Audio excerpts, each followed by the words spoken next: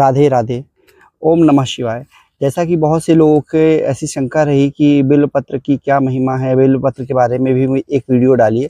तो मैंने ये जो वीडियो बनाई है ये स्पेशली बिल्वपत्र के लिए ही बनाई है।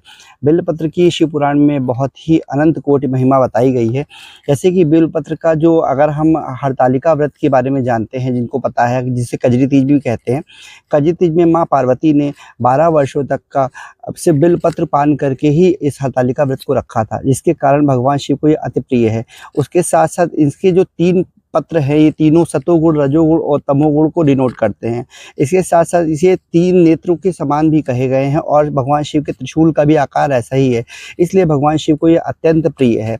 और इसके साथ-साथ अगर बात करते हैं इसमें इसके जो फल है, इसमें माँ कात्यायनी देवी और माँ सर्वमंगला सदैव निवास करती हैं। इसके साथ-साथ माँ लक्ष्मी का भी इसमें निवास बतलाया गया है और इसकी इतनी महिमा बताई गई कि जिस घर में ये निवास करता है वहाँ पे लक्ष्मी जी उस घर का कभी त्याग नहीं करती और वहाँ सदैव मंगल ही मंगल होता है।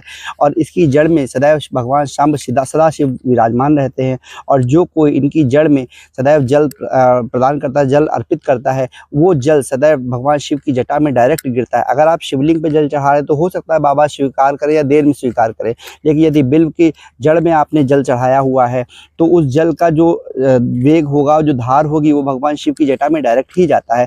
ऐसा शिव पुराण में वर्णन आता है। और इसके साथ साथ में बेल का बहुत ही अच्छा वर्णन बताया गया है। और ये बेल कभी पुराना नहीं होता। बेल का जो भी बिल्वपत्र होता है वह आप बासी भी चढ़ा सकते हैं। कई संतों का ऐसा मत है कि ये 12 दिन तक चढ़ाया जा सकता है बासी। कुछ लोग कहते हैं कि 6 महीने तक इसका चढ़ाया जा सकता है।